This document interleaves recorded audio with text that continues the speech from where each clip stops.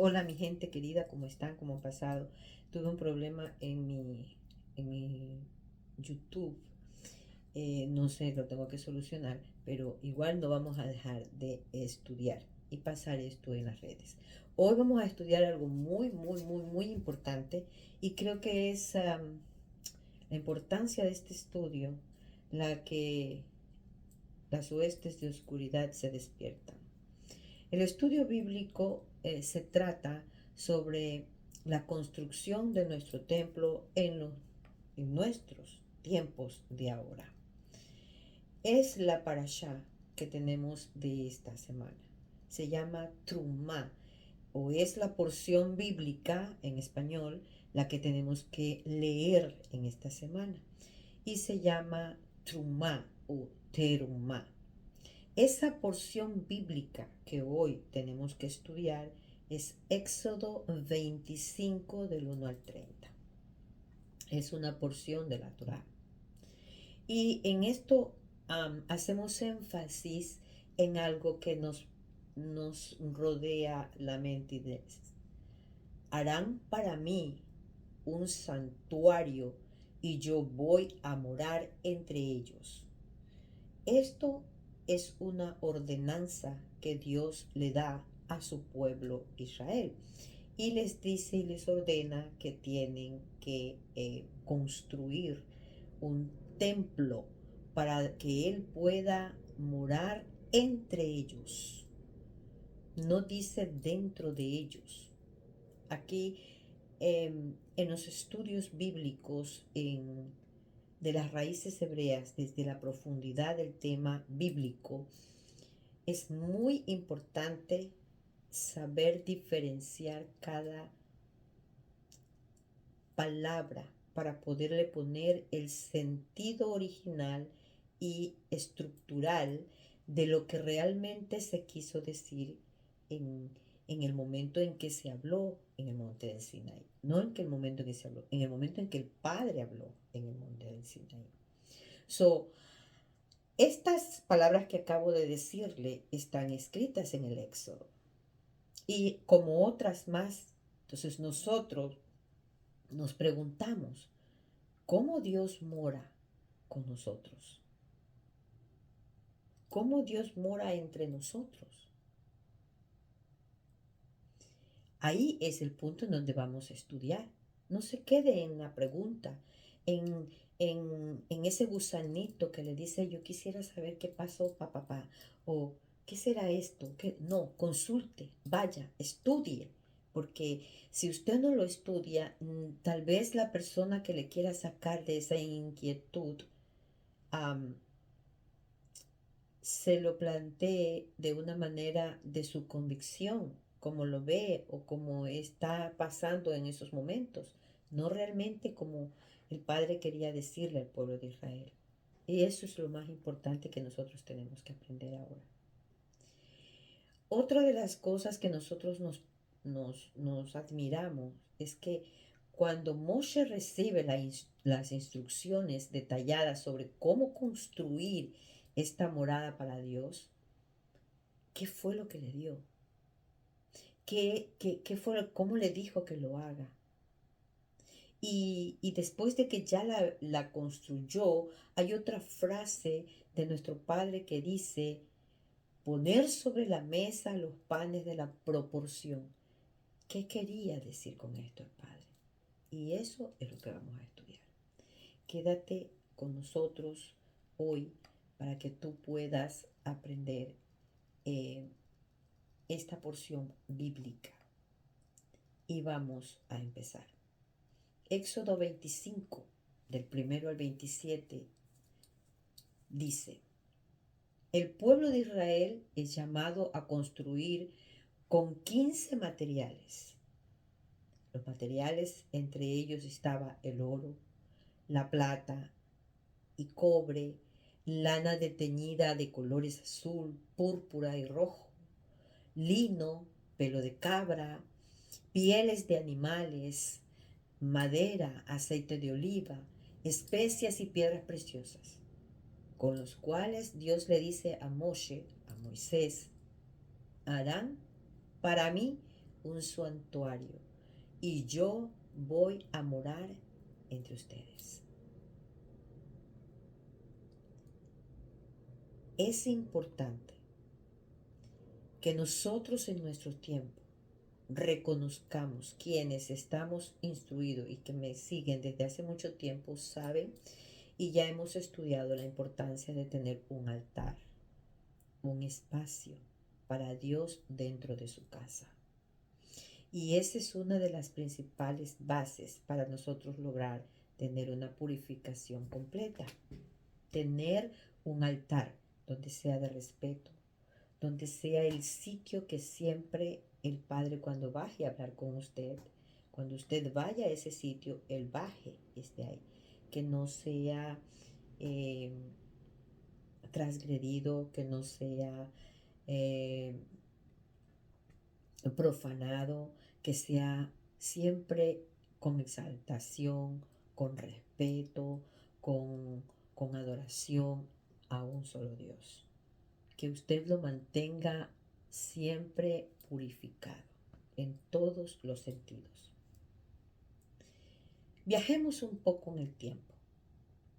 En la cima del monte del Sinaí, Moshe recibe las instrucciones detalladas sobre cómo construir esta morada para Dios, de manera de que pueda ser fácilmente desmantelada, transportada y rearmada durante los diferentes viajes del pueblo por el desierto. Bien, vengamos al tiempo de ahora. Usted renta una casa. Haga un santuario para su padre, fácilmente que sea desmontado, que sea fácilmente desmantelado para poder ser transportado a la siguiente casa que usted vaya a vivir. Igual si es su casa propia. Lo mismo, porque puede tener casa propia, lo que me pasa a mí, y tuve que venirme a otro país. Fácilmente desmontable, pero usted tiene que saber que eso es sagrado. Todas estas cosas bíblicas, los utensilios de Dios, son sagrados, porque no queremos que nos pase lo que le pasó al hijo de Nabucodonosor en Daniel. En el libro de Daniel explica esto, pero no estamos en ese estudio. Usted puede regresarse a Mele Mele Tikkun, que está en el YouTube, el estudio bíblico que le pasó cuando la mano salió en la pared y comenzó a escribir estas palabras que le acabo de decir. Bien, esa parte desmontable que usted pone en un sitio en su hogar puede ser en el cuarto más interno del santuario, en su dormitorio, tras una cortina bordada. Estas son las ordenanzas que recibió Moisés. En el cuarto más íntimo del santuario, tras una cortina bordada artísticamente, estaba el arca. Vamos, aquí tenemos algo que ya había que poner. Arca. Conteniendo las tablas del testimonio grabadas con los 10 mandamientos. En la tapa del arca habían 2 querubines, malajines o ángeles, tallados en oro puro. En el cuarto exterior se encontraba la menorá, o sea, estaba el arca y en el cuarto exterior, afuera del arca o delante del arca, estaba la menorá de 7 brazos. Y antes de esa menorá estaba la mesa sobre la cual se acomodaba el pan de rostro. El pan de rostro. En hebreo, la traducción por los estudios hechos se dice que es el pan de rostro, no el pan de la proporción. Claro que tiene una traducción continua de muchas personas, pero en realidad es pan de rostro. ¿Por qué pan de rostro? Porque es el pan en donde el rostro del Padre se refleja. Pero eso vamos más adelante. Las tres paredes, las tres paredes del santuario estaban formadas por 48 planchas de madera paradas, cada una de las cuales estaba recubierta en oro y sostenidas por un par de bloques de plata. El techo estaba formado por 3 capas de coberturas. Vamos a analizar esto. A. Tapetes de lana y lino multicolores. Una cobertura hecha de pelo de cabra.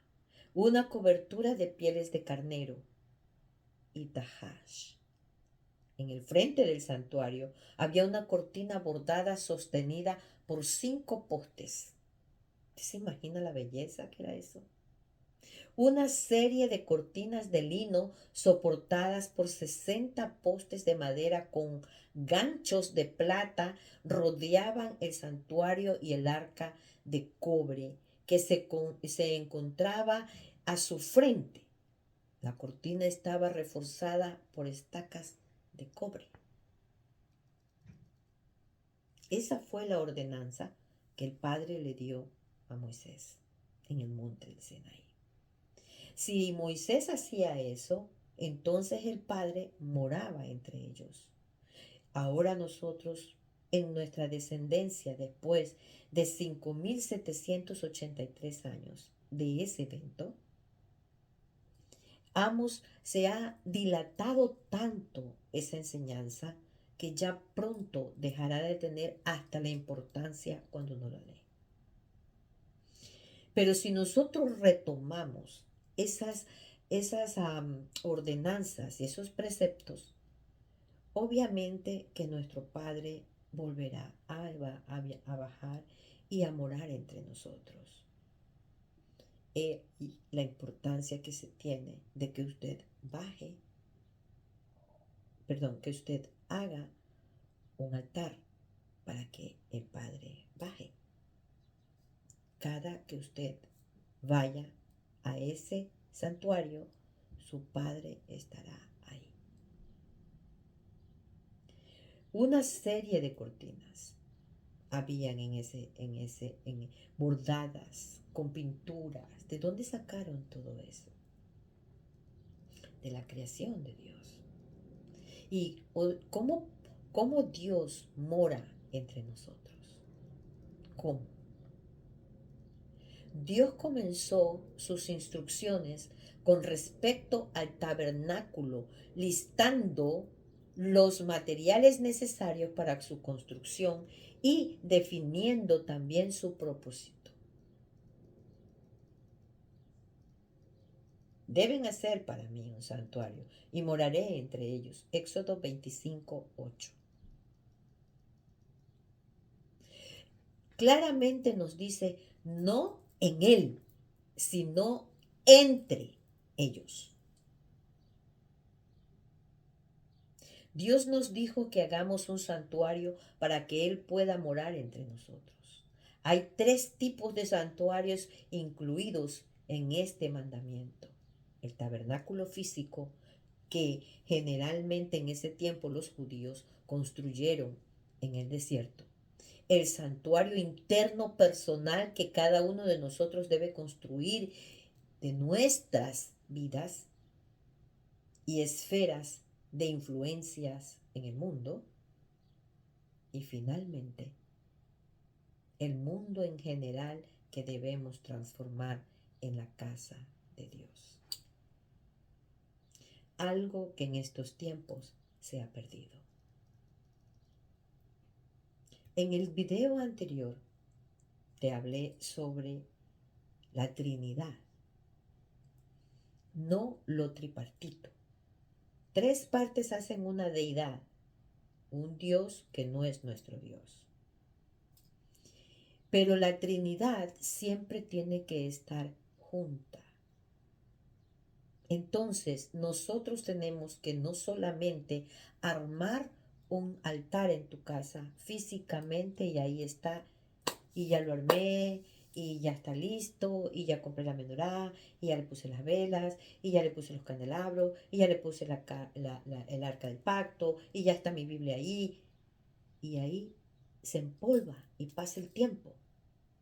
Pero usted no va a hacer continuamente una visita a ese santuario, porque dentro de su santuario, dentro de su tabernáculo interno, usted no ha armado tampoco un altar. Y en el entorno de su iglesia, de su creencia, en donde debe compartir con su familia, con su microfamilia, la intimidad de su familia, papá, mamá, hijos, y con su macrofamilia restante, primos, tíos, sobrinos, hermanos, va del árbol de la vida.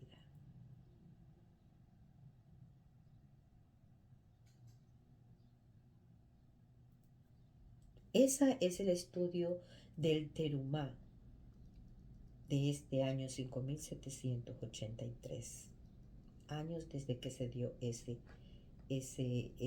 dato a Moisés.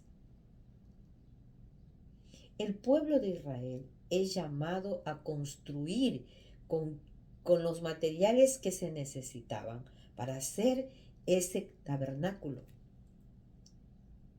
¿Qué características tenía la ofrenda? Porque dice, el pueblo de Israel es llamado a construir con 15 materiales: oro, plata, cobre, lana teñida, azul, colores azules, púrpura, rojo, lino, pelo de cabra, pieles de animales, madera, aceite de oliva y especies y piedras preciosas. ¿Qué características tenían la ofrenda que el pueblo de Israel es llamado a construir para la construcción del santuario? Y aquí vamos, leamos el Shemot 25 o Éxodo 25 del capítulo versículo 2. Habla a los hijos de Israel y haz que me traigan una ofrenda. Toma mi ofrenda de todo aquel cuyo corazón lo impulse a dar.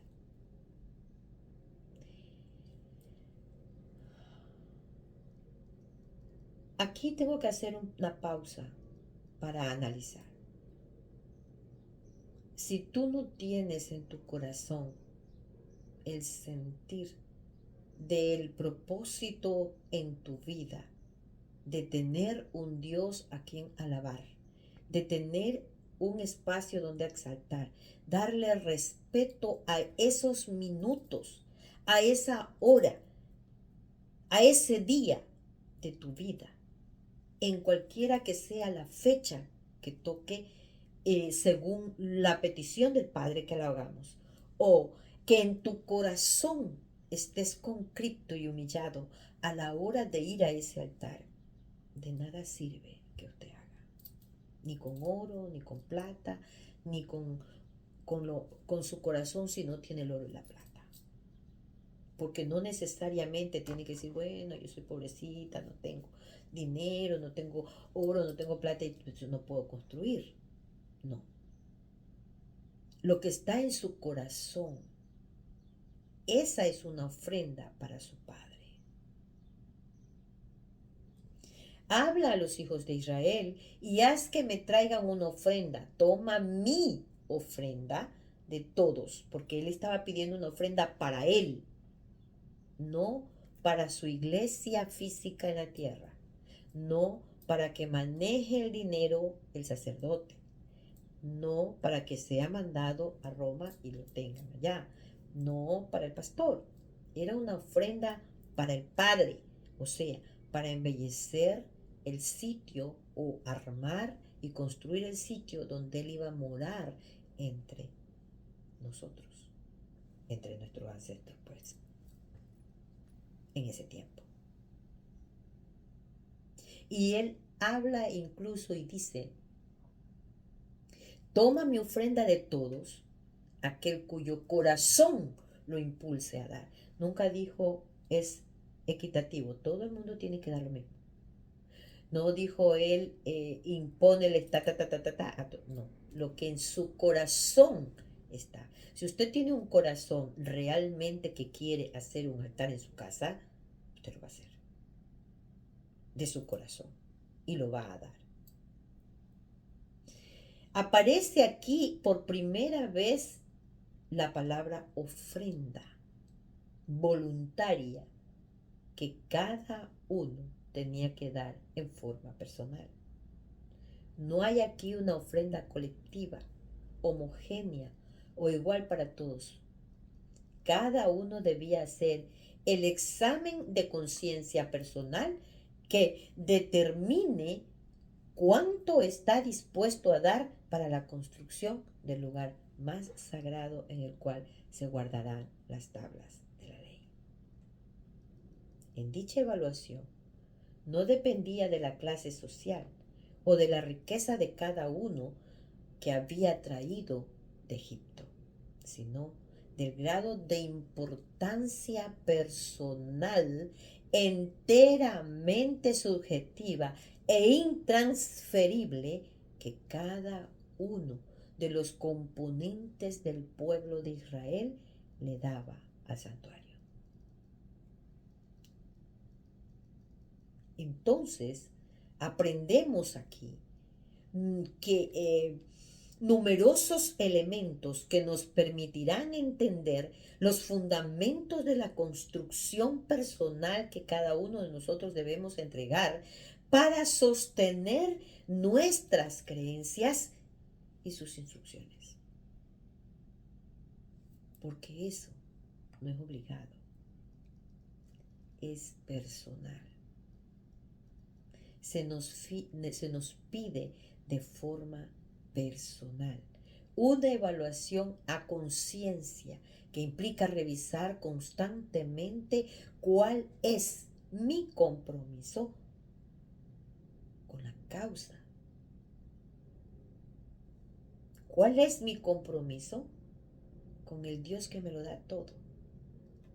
¿Cuál es mi compromiso con el Adón, el Creador, el Dios que me sacó de esclavitud, el Dios que fui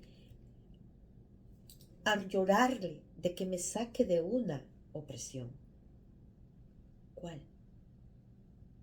Dicho compromiso no siempre es el mismo a lo largo de la historia personal suya o mía o comunitariamente entre todos de cada uno de nosotros. Cada uno tiene nuestra propia aflicción. Cada uno tiene su magnitud de problema, a pesar de que creemos que nuestros problemas son más grandes que los de los demás. Y en ocasiones puede ser hasta el más pequeño, pero para usted es el más grande. No hay un molde que nos iguala y nos da la medida exacta y objetiva de cuánto estamos dispuestos a dar en cada ocasión.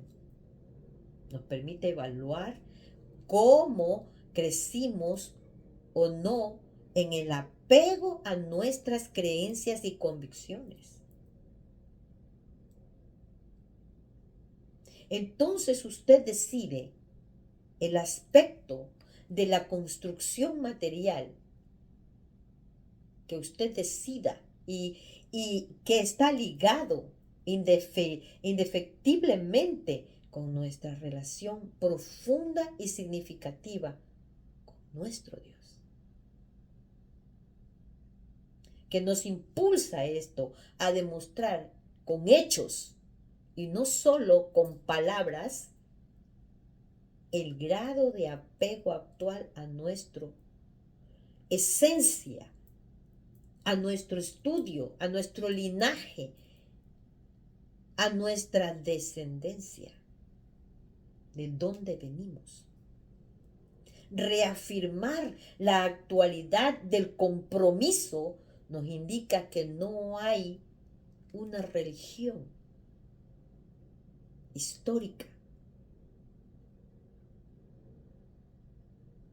de lo que nosotros, y nostálgica, claro está, de lo que nosotros deberíamos ser o de lo que fue o no fue. Va enseñándole a medida que usted va estudiando la Torá. Hay una valoración del presente que nos marca que siempre estamos a tiempo para renovar nuestra adhesión material y espiritual para nuestras tradiciones. La ofrenda voluntaria nos enseña de forma paradojal que si nadie del pueblo de Israel hubiera estado dispuesto a dar lo mejor de sí, nuestro Dios no hubiera tenido un lugar donde morar entre nosotros. La construcción del santuario depende del corazón de cada uno de los componentes del pueblo de Israel. Depende de su corazón, del corazón de todos los que están escuchando, del corazón de toda la creación o de los escogidos por Dios, de su remanente, de ese que tiene el Espíritu aquí adentro, que sabe que viene del Padre. Ese es el verdadero compromiso. Usted se imagina con todo lo que le acabo de leer o lo que usted va a leer saliendo de este vídeo, va a coger su Torah y va a leer si lo que la Che le dijo es cierto. Y Dios le va a hablar cuando usted coja la Torah. Entonces usted va a ver y Él le va a decir, ta, ta, ta, ta, ta, ta, ta, ta, ta. Y va a hablar con usted. ¿Cómo el pueblo de Israel, independientemente de a qué tribu pertenecían, se unieron 12 tribus diferentes a ayudar a montar y a desmontar, a fabricar, a hacer? Habían niños, mujeres, hombres. Sean estos constructores de la especialidad o el atributo que hayan desarrollado, o sean levíticos estudiosos de la Torá. Se unieron todos para poder fabricar un templo, para que el Padre viviera entre ellos y fueran siempre cubiertos. Cada detalle que se puso en el templo tenía una importancia única, completamente única. La construcción de ese santuario depende solamente de usted, solamente de su corazón, de cada uno de los que nosotros estamos hablando. Por eso leemos en el capítulo 25, versículo 8, harán para mí un santuario y yo voy a morar entre ellos. Son las palabras que le dio a Moisés, nuestro Padre Celestial. El lugar de la morada de nuestro Dios no es estrictamente el lugar físico y especial de tabernáculo, sino reside en la capacidad de albergar la santidad que cada uno de los componentes del pueblo de Israel posee. Aparecen aquí dos palabras que son la clave para entender esta diferencia. Mikdash. El Mikdash quiere decir santuario. Mikdash en hebreo, santuario en español. Y Mixkan, que quiere decir tabernáculo. Mikdash y Mixkan no es lo mismo. Aparentemente sí. El tabernáculo y el santuario, te voy a explicar la diferencia. El Mikdash no tiene un lugar especial, ya que la santidad de nuestro Dios rebasa las dimensiones espaciales y materiales, no especiales, espaciales y materiales. Solo una vez que entendemos que el santuario de Dios es la condición necesaria para que more entre nosotros,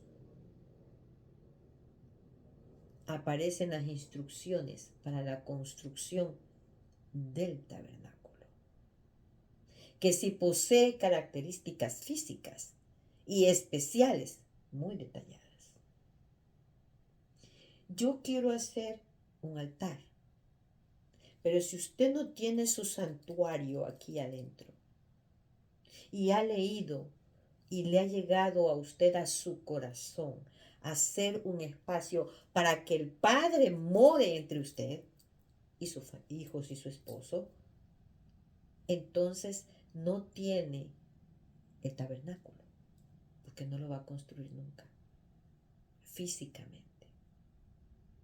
Y igualmente, si usted construye un tabernáculo o hace un altar en su casa y no tiene el santuario dentro de usted, físicamente está allí, pero está vacío.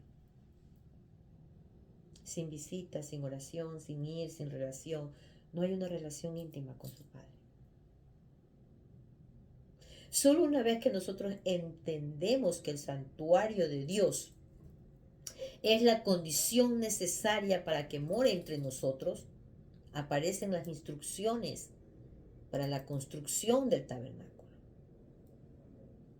con detalles especiales y características físicas que se necesitan para construir un tabernáculo. Dios le dice a Moshe que debe hacer el tabernáculo y todos sus accesorios siguiendo el plano que le muestra en el monte del Sinaí. Y ahí la palabra del gran arquitecto, nuestro Padre Celestial. En la cima del monte, Moshe recibe las instrucciones detalladitas sobre cómo construir esta morada para Dios, de manera de que pueda ser fácilmente desmantelada, transportada y rearmada durante los diferentes viajes del pueblo hebreo, israelita. El tabernáculo no contiene a Dios de forma absoluta y total. No había una fotografía física del Dios, pero es el lugar de residencia que los seres humanos necesitan para sentir su presencia. No necesita una estampita, no necesita como lo que hicieron los israelitas en ese tiempo, un toro de oro inmenso para poder alabar a un Dios. No, Dios no necesita eso para vivir entre ustedes, entre nosotros.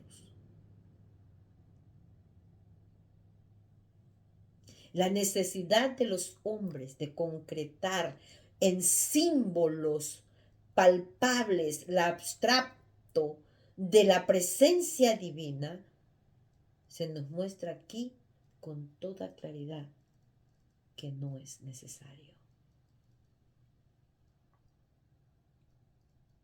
La Kedushá, la santidad, Kedushá en hebreo, santidad en español, de Dios, no reside en los símbolos. No es el código que yo te voy a dar a ti para la limpieza. En ese código allí reside Dios. No reside.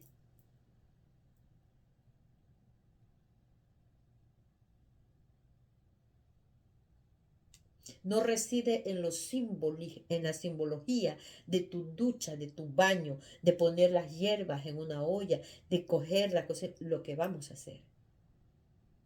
Las especies necesarias para hacerte la limpieza, el lavado, el sumergirte, el mikvet, no reside ahí, en esas aguas y en esa limpieza.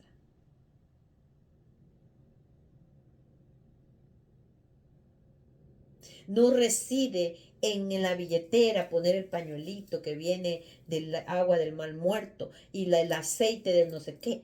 No reside ahí Dios. Pero, pero, cada una de las cosas que nosotros hacemos en el mundo material, que jalamos del aprendizaje y lo plasmamos en tierra y lo ponemos por hecho, nos permite acercarnos a Dios. He ahí la importancia de estudiar antes de hacerlo. Porque si usted no lo estudia, entonces usted no está poniéndole sabiduría en su santuario. Usted lo va a hacer ignorantemente y no va a saber qué es lo que está haciendo. Entonces usted coge ese rito que se hace y lo forma en un ídolo.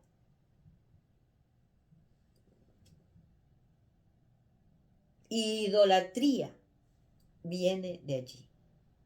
Adoración pagana viene de allí. Pero cuando usted tiene ese conocimiento y estudia primero, mire cuánto tiempo tenemos estudiando para hacer simplemente un baño. Porque si no, entonces yo le doy la receta y usted se lo va a hacer. Es como que se lo dé el chamán. Usted no tiene conocimiento, no hay sabiduría en su santuario. No sabe usted cómo este santuario se tiene que cuidar. Y es la importancia a las mamás, cómo nosotros enseñamos a nuestras hijas. El por qué no dejarse topar de toda su vida, todos los novios que por ahí pasaron. Es la importancia de mantener este santuario santo, porque ahí reside su Padre, el que lo creó.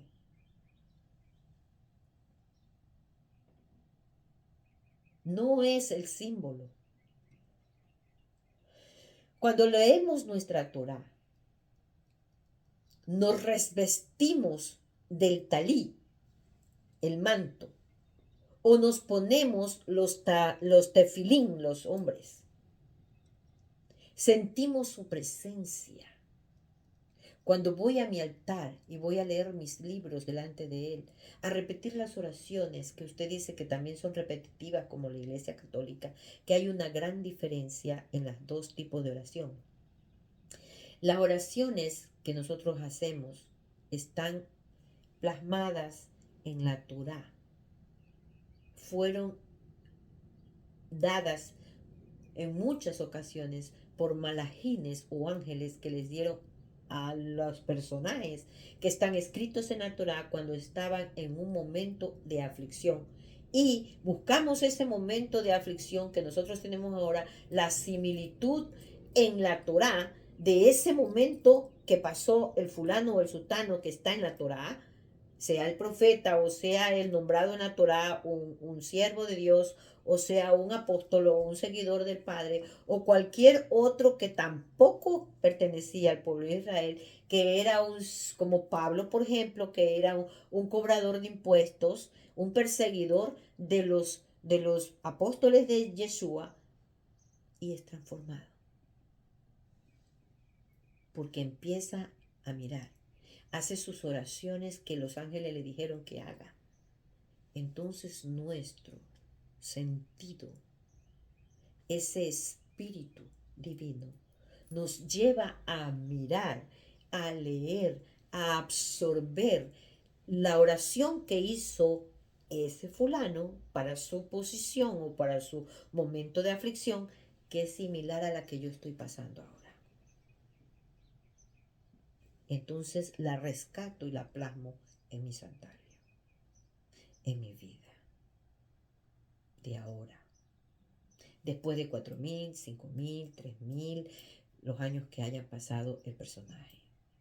Sea David, el rey David, tenemos todos los salmos del rey David. Sea Moshe, sea Abraham, sea Jacob, sea Isaac, sea Sara, sea Rebeca, sea la misma Débora o la misma Bathsheba. todos fueron transformados. Entonces, cuando leemos la Torá, nos revestimos de ese conocimiento. La parashá nos ayuda a entender que para sentir su presencia, la condición necesaria es la contribución material y espiritual. O sea, este concepto encierra una palabra, la trumá, la parashá que nos toca leer. Eso es una trumá, que nos da la posibilidad de apreciar la construcción conjunta y personal de la morada de Dios, o la verdadera naturaleza oculta de la realidad. Esos son los secretos de la Torá que yo quiero compartir y quisiera de corazón, por amor a mi Padre y al prójimo, que todos lo entendamos y encontremos esos secretos juntos y estudiemos. El mundo en general y todo lo que hay en él existe solo debido a la energía divina que pulsa dentro de él. Si usted no tuviera esa energía divina dentro de usted, no pudiera existir.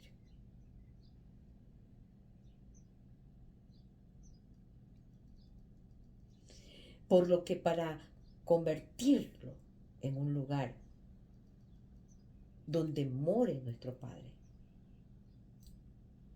hay que hacer un tabernáculo, pero primero un santuario dentro de usted.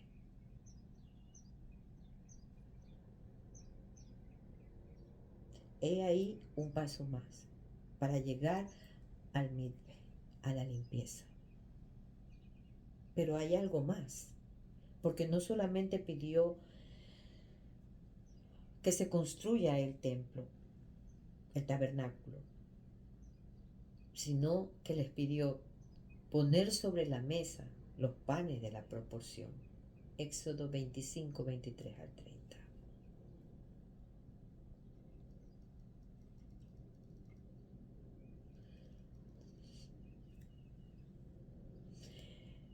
La primera lección que aprendemos aquí nos enseña la naturaleza del pan sobre la mesa.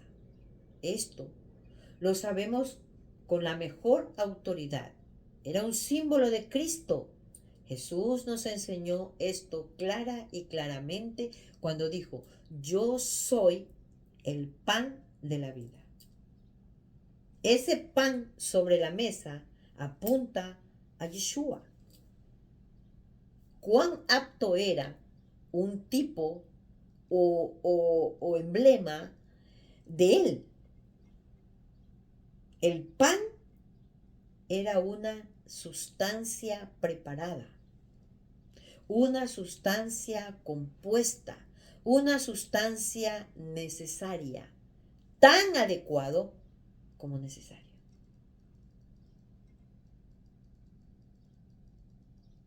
Nuestra segunda lección se obtiene al observar la forma en que se manifestó este pan. Se requerían dos cosas para este fin, a saber, la luz que brillaba del candelabro de oro que estaba adelante y la mesa para levantar o elevar el pan para que pudiera verse claramente. Si el candelabro no estuviera encendido y arrojando sus rayos luminosos, el pan podría estar sobre la mesa, pero las tinieblas lo envolvían y no lo dejaban ver. El sacerdote oficialmente nunca podría verlo. Y así, es solo la luz de la revelación, la influencia iluminadora del Espíritu Santo, la que puede manifestar a Cristo, el verdadero pan del cielo, a las almas de los pecadores hambrientos. Es por eso que cuando usted forma ya su santuario en su cuerpo y ya formó físicamente su tabernáculo, su altar en su casa, es necesario hacer la representación de ese pan. Pero usted nunca va a ver ese pan si usted no enciende las luminarias que están delante del arca del pacto. La menorá. La luminaria, las luminarias, la luz ilumina que en su mesa que está delante de las luminarias está el pan y es el rostro.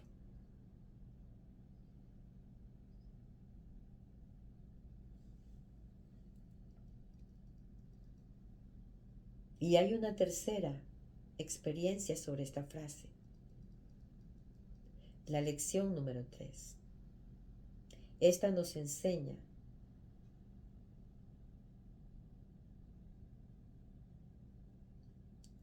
la abundancia de la provisión puesta sobre él. La mesa tenía 12 panes en el tabernáculo construido hace 5.783 años. Había uno para cada una de las tribus. Estoy hablándole del monte del Sinaí. Primero, después hablo de Yeshua, la mesa. Había 12 panes, uno para cada uno de las 12 tribus de Israel. No se pasó por alto ni se descuidó ninguna parte de la familia de Dios a la que Él eligió su pueblo, en la provisión simbólica así hecha para sus necesidades. Y lo que era cierto a este respecto del símbolo es igualmente cierto de la cosa simbolizada. Jesús. Nuestro Señor Yeshua, quien representaba el pan sobre la mesa de oro, era el Salvador infinito. Los recursos de su suficiencia son inagotables. Es por ello que cuando pasa el tiempo, viene el Señor Yeshua y hace lo mismo. Le dice a los discípulos que vayan porque estaba cerca la fiesta de Pesach, de la Pascua. Entonces le dice el Señor Yeshua, anda y dile al fulano que me prepare la casa de David, mi padre. Porque él era un descendiente de la tribu de Judá. Y el rey David era descendiente de la tribu de Judá. Por ende, él era heredero de esa casa. Fueron a preparar la casa y pusieron la mesa, el tabernáculo, tal cual arreglaron el tabernáculo para que estuviera ahí la presencia y morara entre ellos. Estoy hablándole hace 2000 y pico, 3000 años, cuando el Señor Yeshua preparó la casa de David para sentarse a cenar con sus discípulos y pusieron 12 panes. Se repitió la historia. Era un pan de provisión para cada uno de los descendientes recogidos que ya habían sido de diferentes ciudades enviados, descendientes de las 12 tribus. Cada discípulo de nuestro Señor Yeshua era un descendiente de cada tribu de las 12 tribus del pueblo de Israel, escogido por su Padre, Dios Todopoderoso, Hashem. Entonces esa simbología de esos 12 panes significaba que cada uno representaba a su descendencia y no le iba a faltar la provisión que el Padre estaba dando para cada uno de los descendientes que continuara hasta el tiempo de hoy. Al usted hacer su tabernáculo, su cena pascual los sábados, en Shabbat, usted está demostrando que no le va a pasar, o no demostrando, usted está en ese momento físicamente plasmando en tierra que no le va a faltar provisión para su familia y su descendencia. Y eso lo hace en conmemoración del Hijo. El Hijo lo hizo en conmemoración del Padre. Es una tradición que fue dada desde el monte del Sinaí. Todas estas cosas que usted está presenciando en este estudio los eslabones se van armando, es como un rompecabezas.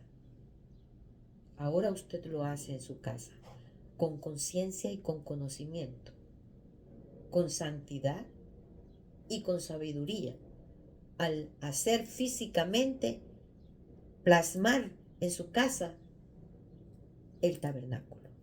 O sea, va usted a hacer su altar en su casa, el espacio en donde viva entre usted y su esposo, entre usted, su esposo y sus hijos, el Dios vivo que la creó. Entonces usted va con esa confianza a hablar con Él. ¿Cuándo? Cuando Él lo dice, cómo lo dice y cómo está escrito en los preceptos y mandatos que le dio a Moshe, que respetó nuestro Señor Yeshua y lo volvió a ratificar y a repetir.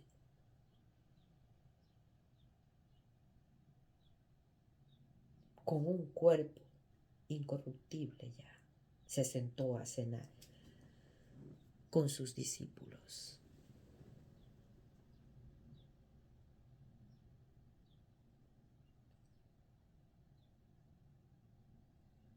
Un cuarto enseñanza nos da esto. El tiempo de la renovación del pan nos enseña una lección. Por una ordenanza de Dios, esto siempre debía hacerse en sábado. Así Dios honraría el día de reposo y lo asociaría en la mente de su pueblo con el pensamiento de obtener el suministro de sus necesidades espirituales y físicas en la siguiente semana por venir de labor.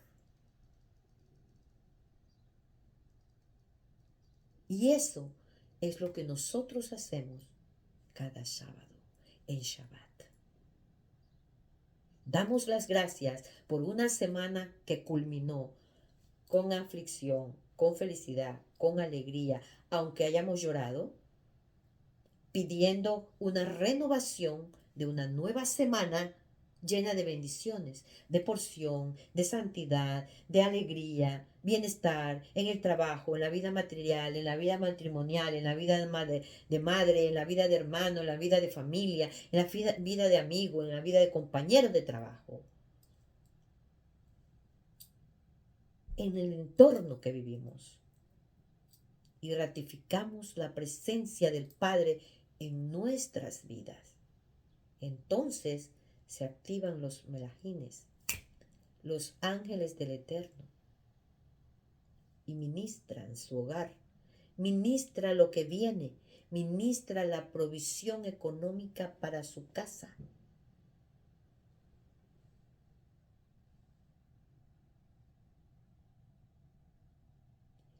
ahí viene el punto de hacernos con conocimiento una limpieza profunda y limpiar nuestro santuario para poder tener limpio nuestro tabernáculo, el lugar de encuentro donde mora el Padre. Cuando usted se va a acostar a dormir, no se acuesta en la sábana cochina, sucia, o en un colchón sin una sábana, o que esté mojado, empapado de agua, o sucio o orinado del bebé. No, usted va y limpia y arregla esa cama para usted acostarse. ¿Cómo usted cree que debe de tener el sitio, la cama donde mora su padre, donde viene a su casa a hospedarse? ¿Cómo lo recibe usted? ¿Cómo usted recibe a la amiga que viene del exterior a su casa y viene su amiga, le pone la mejor sábana, el mejor colchón, la mejor comida pone en la nevera para que su amiga se lleve la mejor de las impresiones? Apariencia, porque la amiga la ve y se toma la foto y la pasan por el Facebook, la pasan por aquí, por allá. ¿Y cómo usted arregla la casa donde su padre va a morar? No la casa, la habitación que usted le va a dar en su hogar al padre. ¿Cómo la arregla? ¿Cómo la maquilla? ¿Cómo la pone? ¿Cómo la arregla? ¿Cómo?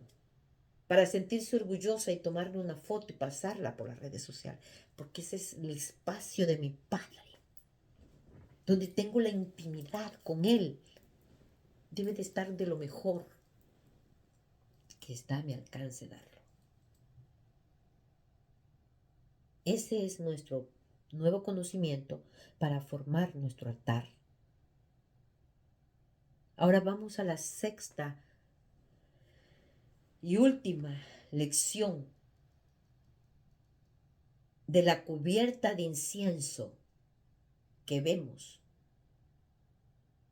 esparcida sobre la parte superior del pan. Cuando recordamos que estos panes eran una figura de Cristo y que el incienso es una señal de lo que es agradable o agradecido, parece que hemos exhibido en un hermoso símbolo ante nosotros la aceptabilidad de Cristo y su obra para el Padre. Porque Él lo que vino a hacer fue a renovar, a hacer un mitpe, a recoger primero a cada uno de los que encontró punto clave, apóstol, que podía ir a su remanente, a cada tribu, a seguir dando la palabra y revivir y recoger otra vez esa enseñanza en el monte del Sinaí. Eso vino a ser nuestro Señor Yeshua. Y a cada apóstol que pertenecía por linaje de descendencia a cada tribu. ¿De qué tribu está hablando esta? Vaya a los estudios del YouTube que están ahí, las 12 tribus de Israel.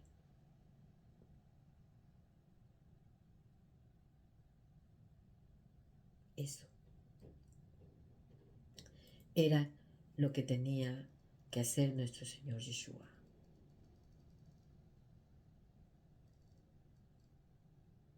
En la mesa de la casa de Dios nos da la idea de compañerismo, trato social, amistad, satisfacción, todo lo que encontramos en la casa de Dios. Nuestra comunión verdadera es con el Padre y con su Hijo Yeshua HaMashiach. Qué sagrado privilegio es comer pan en la presencia de Dios. Y no solo para comer en su presencia, sino para comer el pan de la presencia. Comerá usted el pan de su Dios, tanto del Santísimo como del Santo. En la mesa de Dios hay trato social. Los santos comulgan unos con otros y todos comulgan con Dios. Cuando yo parto el pan, hago la bendición del pan sin levadura en mi altar y lo comparto con mi esposo y mi hijo, estoy compartiendo con Dios y con mi esposo y con mi hijo en mi casa, en mi hogar, en la cena del sábado.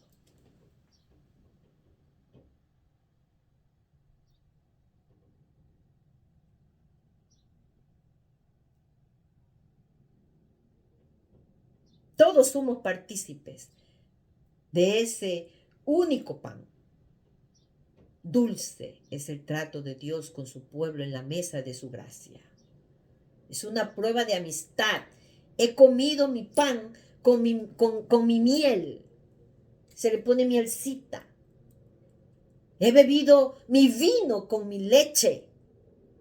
Comed, oh amigos, bebed. Sí,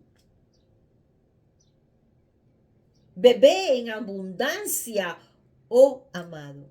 Aquí encontramos satisfacción sagrada.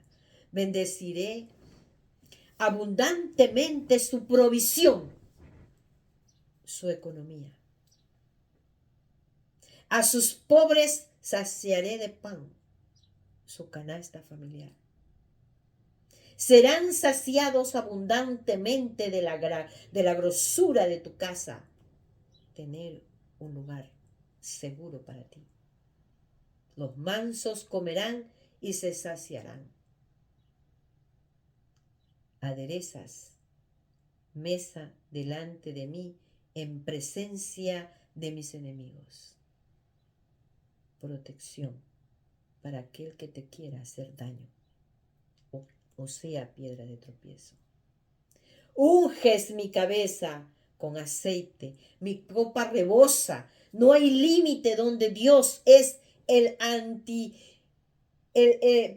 Dios es el anfitrión. En su casa hay pan suficiente y de sobra. Él llena nuestra copa hasta rebosar de consuelo y alegría. Ese vino, esa agua y ese pan que usted pone en el altar, en la mesa, para cenar con Él cada sábado de Shabbat, lo llena de misericordia, lo perdona de sus pecados, llena su copa a rebosar de consuelo y alegría. Aquellos que moran en la casa de Dios nunca vendrán a una mesa vacía, ni encontrarán a Dios ausente de su trono de misericordia. Ciertamente el bien para suplir mis necesidades y la misericordia para perdonar mis pecados me seguirán todos los días de mi vida, y en la casa del Señor moraré por largos, largos días. ¿Quién lo dijo? Salmo 23, el rey David. Las tablas de la gracia y la gloria. Esas tablas de la gracia que son su Torá, las tablas que están dentro del arca del pacto. Esa madera incorruptible puede ser un emblema de gracia, el oro un emblema de gloria. La mesa de Dios en la tierra es la mesa de su gracia. Su mesa en el mundo celestial es la mesa de su gloria. Si somos invitados a la mesa de la gracia, seremos invitados a la mesa de la gloria. Gracia es gloria.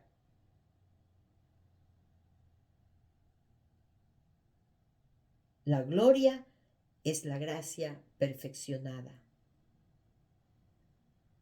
Y la gracia es la gloria que comienza.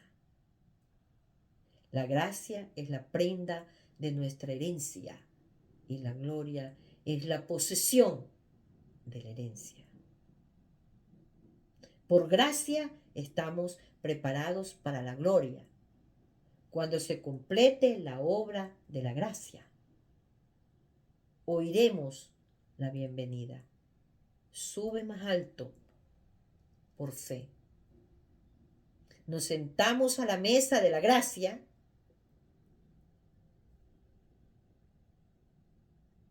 con fe.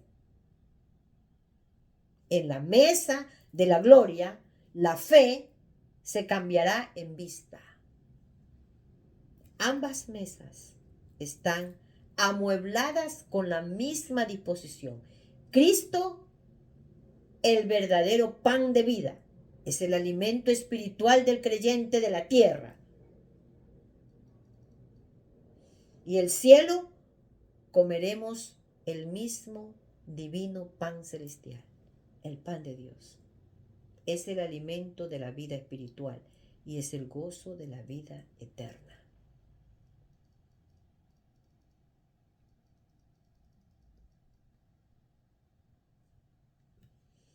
La mesa de los panes de la proporción no son cualquier cosa. Ya una vez que usted elaboró su tabernáculo y hizo su santuario y usted tiene lista la mesa para la cena del Shabbat, hoy en la noche, fabricada en madera de acacia y revestida de oro, no tiene que hacerla así, es según su corazón. Acabo de decirlo en el principio del video, es según su corazón. Usted puede tener una casita de caña y puede tener 2 tarritos y una tabla y usted le pone un mantelito y si no tiene mantelito lo limpia bien y lo lava, lo limpia y esa es su mesa de Shabbat. Pero usted la ve fabricada de oro porque es lo máximo que usted tiene. Tenía 3 pies de largo, un pie y 6 pulgadas de ancho, 2 pies y 3 pulgadas de alto. Alrededor de su borde había un círculo ornamental de oro macizo, similar al que adornaba el arca. Debajo de esto había un borde de madera de 4 pulgadas y media de ancho, chapado por supuesto con oro y adornado con otra corona de oro. La mesa estaba equipada con anillos de oro en las esquinas y con unas varas que se pasaban a través de estos anillos. Cuando la mesa había de llevarse sobre los hombros de los levitas,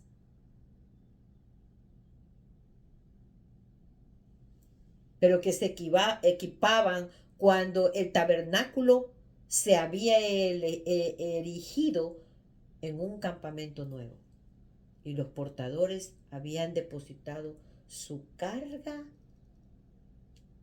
en su posición designada. Los anillos se unieron en la misma altura que el borde de madera, pero las especificaciones no indicaban a qué altura sobre el suelo se fijó. Y así se trasladaban de un lado a otro. Esos panes de la proporción. La mesa estaba equipada con 2 palos para el pan, 2 para el incienso y probablemente 2 para el vino. Son los símbolos de un altar, no es una brujería. Usted en su altar tiene que tener los panes, el pan de vida, la Torá, el cuerno, la lámpara del menorá de 7 brazos, su vino, su agua, el arca del pacto. Eso es importante. 2 para el incienso y probablemente 2 para el vino. 12 hogazas de pan, planas en 2 montones, se colocaban constantemente sobre él.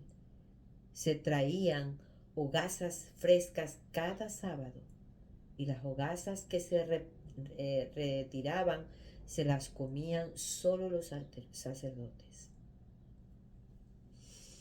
El número de los panes sin duda indica que todo el pueblo del pacto, todo el pueblo de Israel, las 12 tribus completas de Israel, debían participar en esta ofrenda a su Dios del pacto.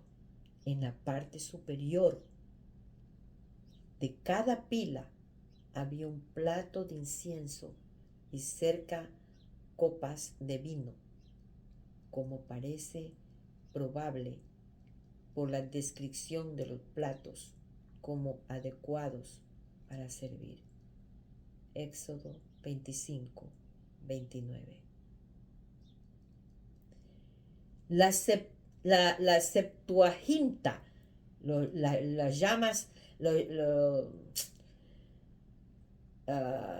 llamadas tazones y copas, y la tradición de los israelitas es que contenían vino para una libación o libación, tal como acompañaba cada ofrenda de comida en el altar en la noche. La mesa de los panes de la proporción era en cierto sentido un altar, siendo el lugar designado donde ciertas ofrendas a Jehová, a Yahweh, a nuestro Hashem, debían ser puestas delante de él. Los materiales de estos sacrificios eran los mismos que las ofrendas de comida y las libaciones en la corte. El maíz, el vino, el pan y el vino, siendo el producto del trabajo de la vida de los hebreos, representado en el simbolismo del tabernáculo, el fruto del trabajo, en la esfera superior donde uno trabaja, no por el alimento perecedero, sino por lo que permanece para vida eterna. Este es el verdadero pan del cielo, del cual el trigo, el maná y otros alimentos son figuras, símbolos. No es solo el producto de la vida de los que han nacido de nuevo, sino su principal disfrute, la recompensa suficiente de todo su trabajo. Sabiendo, sin embargo, que Dios tenía aún más deseo de la santificación de su pueblo que ellos mismos. Nuestro Señor Yeshua estaba demostrando la satisfacción de haber recogido su remanente. Ya su obra había terminado en este mundo. Él había recogido su remanente. Cada uno que iba a dirigir a su nueva generación de las 12 tribus. E hizo la misma simbología. Eso no quiere decir que el pan es nuestro Dios. Él hizo la representación física. Hizo un cabanot. Hizo un código. Ya con su cuerpo incorruptible. Ya con un cuerpo renovado. Ya con un cuerpo santificado. Y nos estaba dando con eso la proporción de que nosotros pudiéramos entrar a esa vida eterna y a ese mismo cuerpo incorruptible. Pero teníamos que pasar por un proceso. Nuestra obra no ha terminado todavía. Su propósito había terminado, pero el nuestro no ha terminado todavía.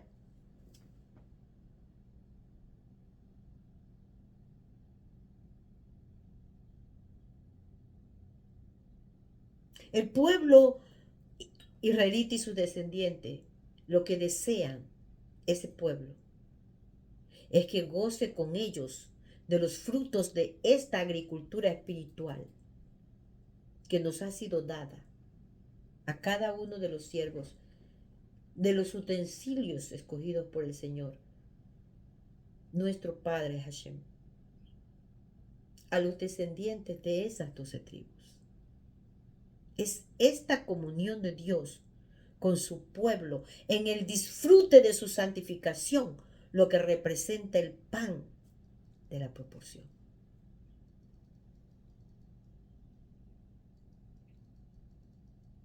Eso es la representación que nuestro Señor Yeshua decía: hagan esto en conmemoración mía.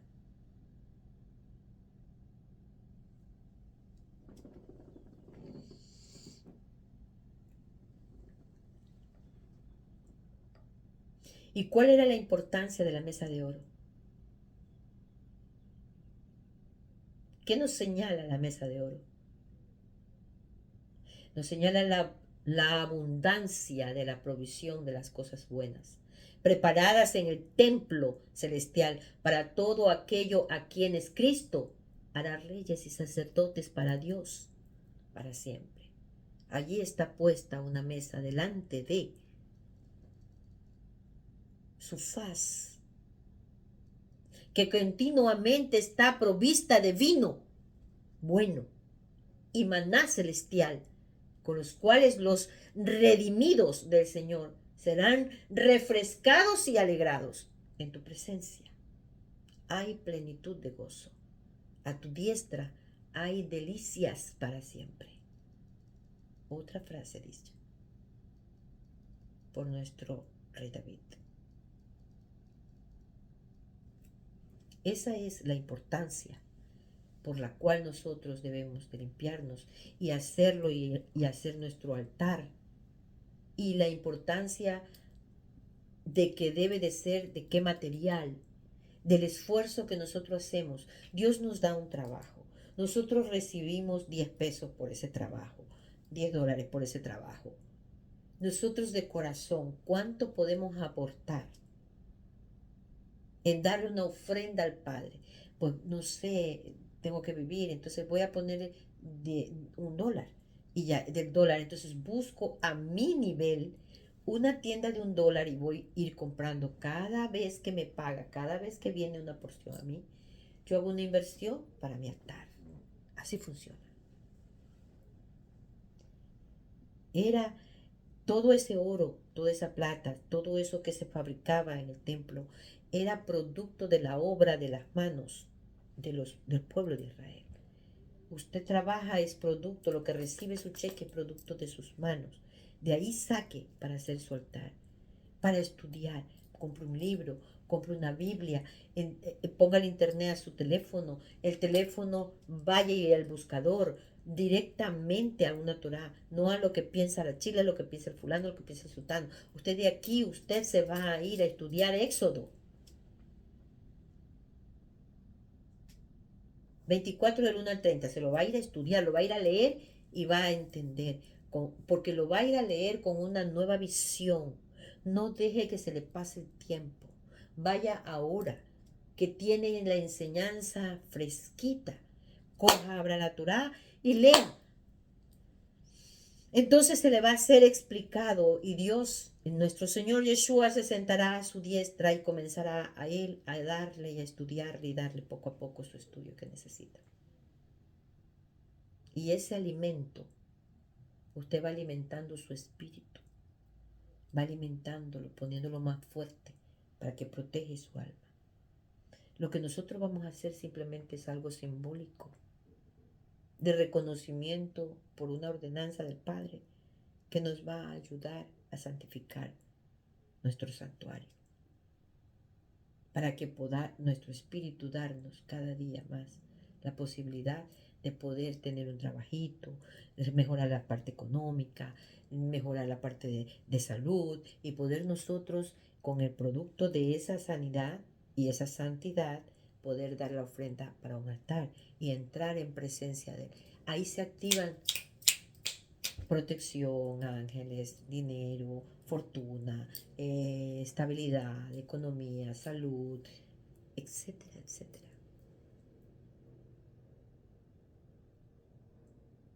El pan estaba hecho de flor de harina, no de oro. No, no de oro. El pan estaba hecho de flor de harina. Levítico 24 del 5 al 9. Y no tenía levadura. 12 pasteles en montones de 6 cada uno. Eran 12. Siempre estaban sobre la mesa. Por eso se lo llamó el pan perpetuo, porque perpetuamente tiene que estar. También se nombró el pan dispuesto en orden, cuyo significado es obvio. Su nombre más significativo lo notaremos enseguida, cuando yo les hable ahorita sobre esto. Encima de cada pila se colocaba incienso, probablemente en las copas de la que hemos hablado.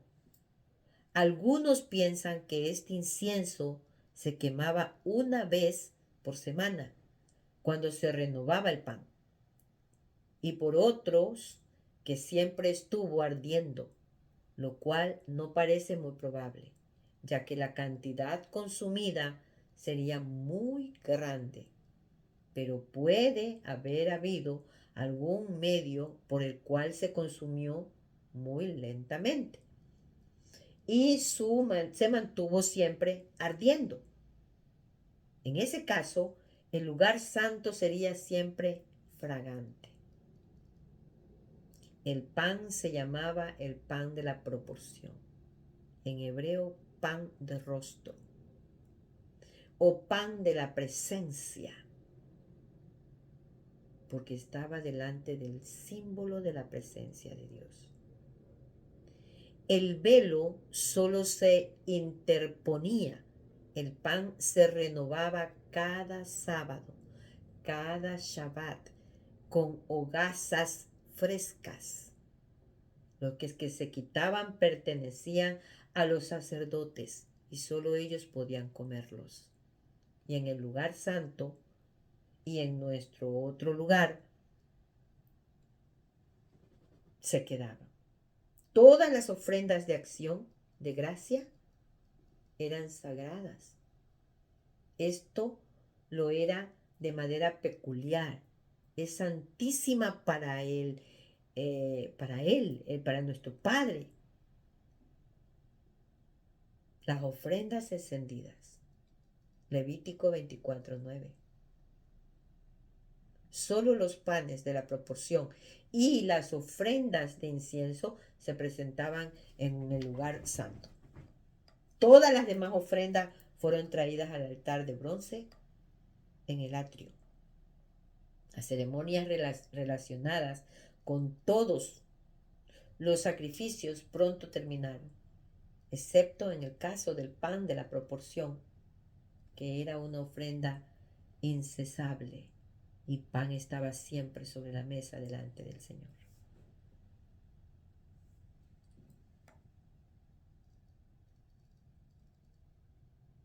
Este pan estaba hecho de harina fina.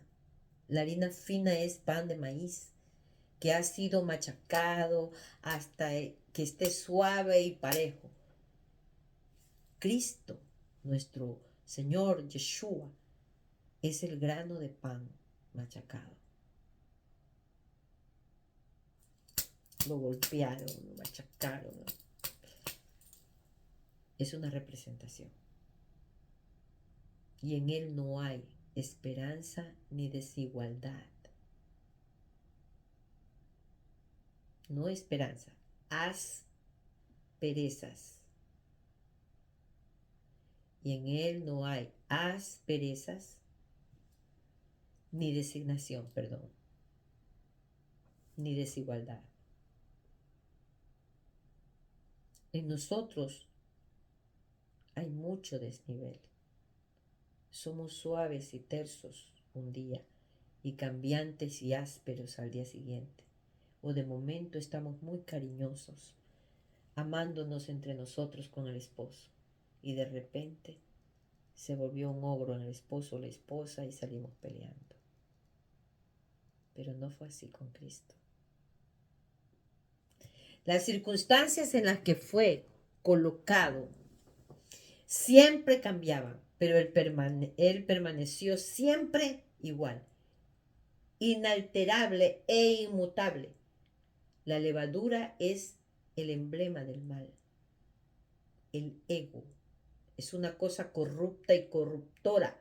Mateo 16, 6, 12. Marcos 8, 15. Lucas 12, 1. Primera de Corintios 5, 6, 8 y Gálatas 5, 9. Cristo estuvo delante de Dios durante toda su vida, como el pan estuvo delante de Dios en el tabernáculo 7 días. El número 7 es el símbolo de la perfección. Es un periodo completo.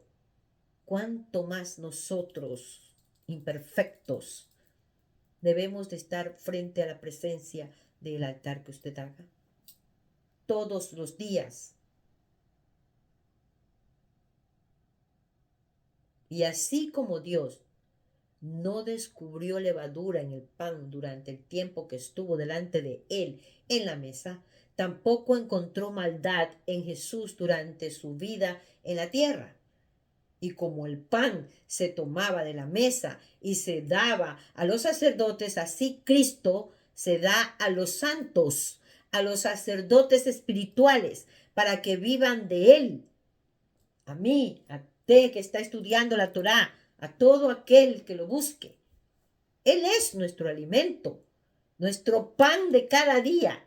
Y así como debemos tener pan todos los días para alimentarse físicamente,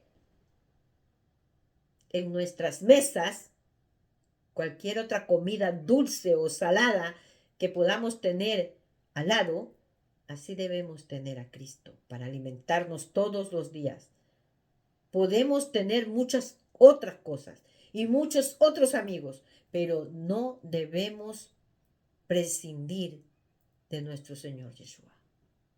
Nadie puede estar sano y fuerte si no recibe buena comida. Y ningún alma puede ser verdaderamente sana si no se alimenta de nuestro Señor Yeshua, Jesucristo, nuestro Maestro, Jesús de Nazaret. Comer un libro es considerado bien, y comer la carne y beber la sangre de Cristo es considerado con fe y amor. Es recibirlo con el corazón. Este es el alimento imperecedero que refresca y satisface el alma de la casa del Padre. Alimentarnos con esta comida bendita evitará que anhelemos las cáscaras, tiene título en cáscaras, de las que se alimentan los cerdos. En Cristo, Dios ha provisto un banquete para las almas desfallecidas y hambrientas, y las almas hambrientas lo reciben agradecidas, pero otras le dan la espalda. Solo los sacerdotes podían alimentarse de este pan. Mateo 12:4, 2:26. Y un hombre ahora debe ser sacerdote antes de poder entrar en el verdadero tabernáculo y comer la comida de la casa del Padre. Por eso, debemos hacernos el mitzvah. Debemos de limpiar nuestro santuario. Y para allá es que vamos. Ni siquiera los sacerdotes podían comer el pan de la proporción fuera del tabernáculo. Debían comerlo en el lugar santo. Imagínense nosotros con el mitzvah vamos a lograr bastantísimo, pero tampoco vamos a ser santos. Pero por lo menos hacemos el intento de un cabanot o representamos algo con amor. Damos una ofrenda al Padre de corazón. Un hombre debe ser santo para encontrar pleno disfrute en nuestro Señor Yeshua. La felicidad y la santidad son hermanas gemelas y viajan juntas todo el tiempo. Nunca se separan. Por lo que no se puede tener una sin la otra. Cuanto más nos deleitamos con este pan celestial, más santos y felices debemos llegar a ser. Comer y beber son actos que uno no puede realizar por otro. La comida puede ser muy buena, pero no ministra fuerza ni alimento a mi cuerpo hasta que no la coma. Por este acto lo hago mío. Así que debemos recibir a nuestro Señor Yeshua por fe, recibirlo por nosotros mismos, haciendo todo el rito que tenemos que hacer en limpiarnos, en purificarnos, en preparar esta casa para recibirlo a Él, que venga a morar aquí adentro. Preparar el altar para ir en presencia con Él a nuestro Padre, que es el que nos lleva. Por medio de Él baja al Padre y entrar en ese aposento santo los tres. Por eso son los dos candelabros que usted hace cuando prende la luz en el infinito y se atrae esa luz para usted. La Trinidad, el Padre, el Hijo y usted. Hace una Trinidad y es uno solo.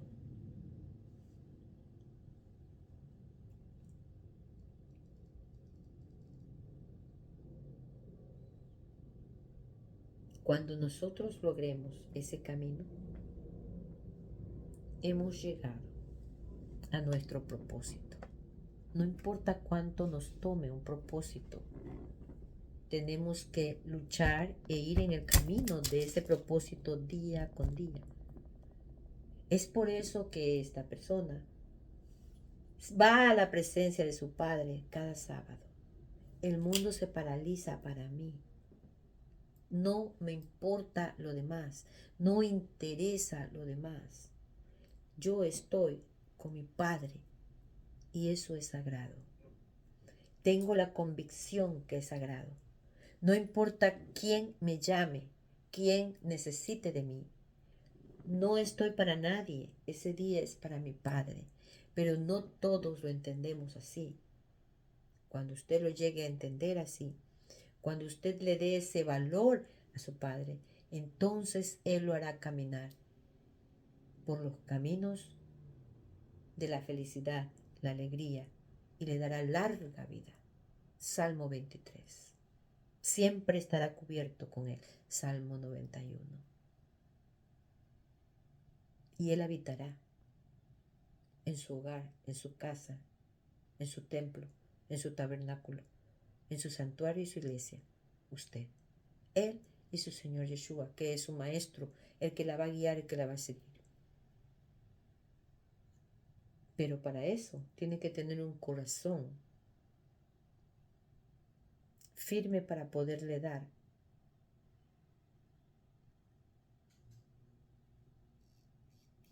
esa ofrenda a su Padre. los veo con un nuevo estudio. Los quiero mucho. Ya nos vemos.